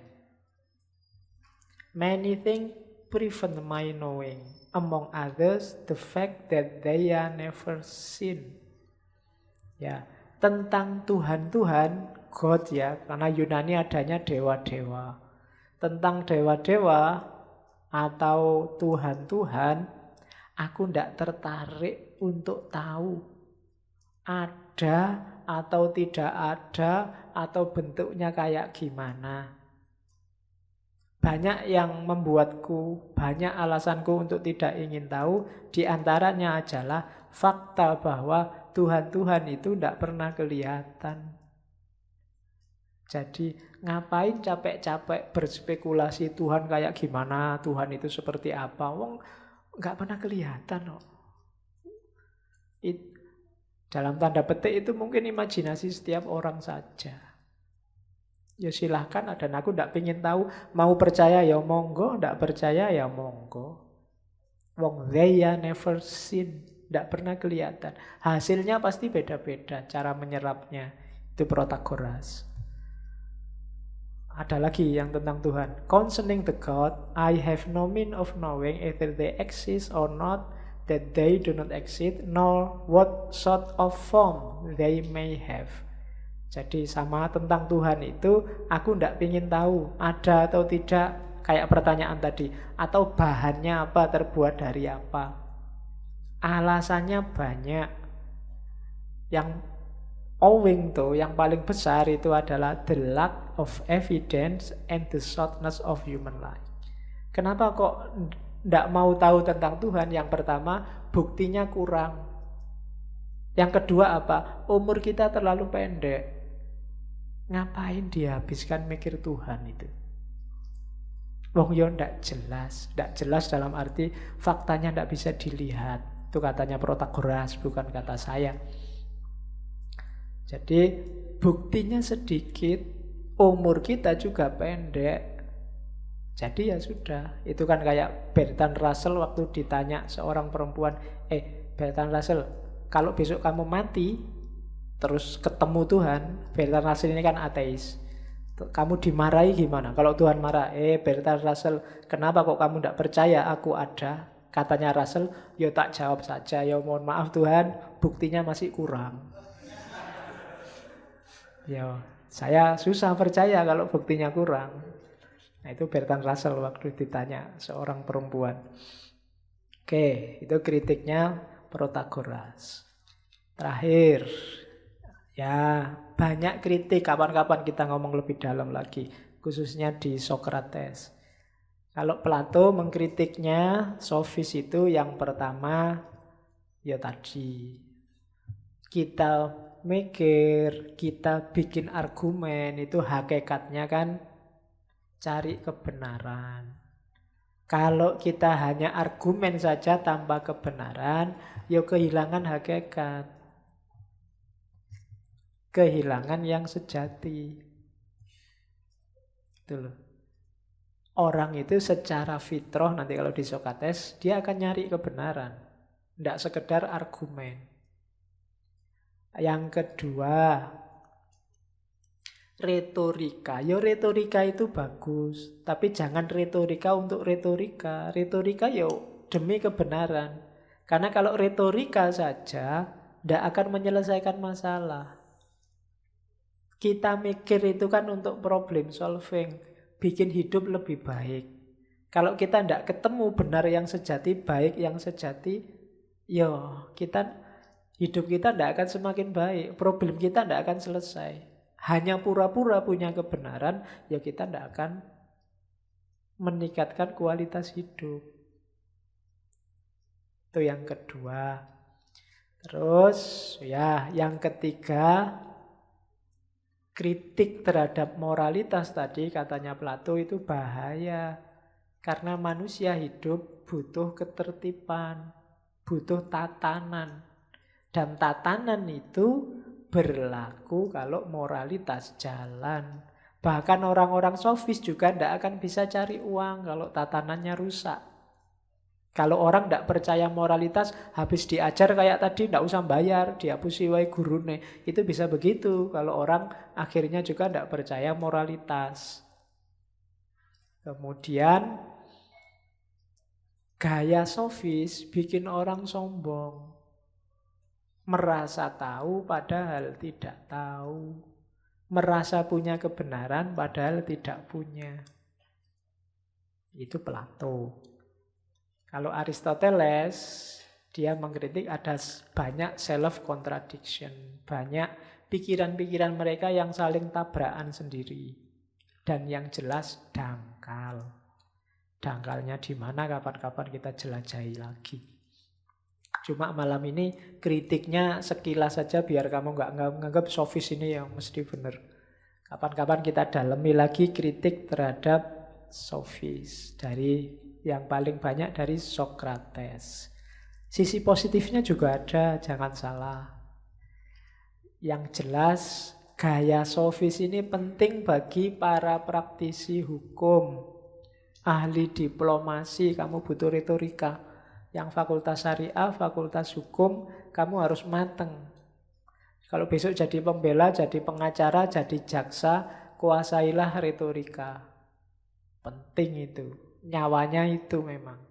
Atau kamu jadi tokoh intelektual yang sering diundang debat, kamu harus menguasai teknik retorika gaya sofis.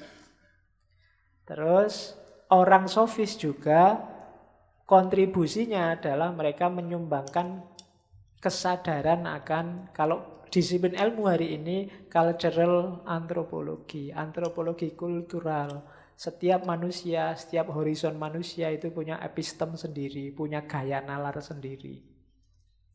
Dari perspektif bahwa kita harus saling toleran, menyadari keragaman manusia, gagasan sofis ini penting. Bayangkan di abad 6, di abad 5-6 sebelum Masehi, sudah muncul gaya yang hanya muncul di era posmo. Kemudian orang sofis juga membuat orang tergugah untuk menguasai logika dan retorika. Gara-gara sofis lah Sokrates turun gunung, nanti punya murid Plato, nanti punya murid Aristoteles. Jadi mereka lah justru yang menginisiasi pencerahan, meskipun dalam konotasi yang berbeda. Kemudian pendidikan yang konkret itu juga menurut saya jasanya orang sofis. Sebelumnya ya mungkin ilmunya mengawang-awang, tidak jelas, diajari itu biar bisa apa. Tapi di era sofis, mereka dengan sekolahnya, dengan murid-muridnya, pendidikan targetnya jelas. Mungkin kalau Sokrates itu gaya pendidikannya kayak pesantren, kalau sofis ini kayak sekolah-sekolah modern hari ini. Kompetensinya apa, nanti bisa apa, selalu begitu. Itu gaya sofis sebenarnya. Terus menunjukkan pentingnya bahasa. Nanti lahirnya namanya logosentrisme. Itu sudah diinisiasi oleh orang sofis. Kemudian kritiknya terhadap institusi, lembaga, konvensi. Itu penting, sampai hari ini penting ini. Karena banyak orang yang terjebak dalam lembaga, terjebak dalam konvensi, kesepakatan sosial yang tidak pasti benar, tidak pasti baik. Nah, itu gaya kritis, gaya skeptisnya orang sofis bisa dipakai.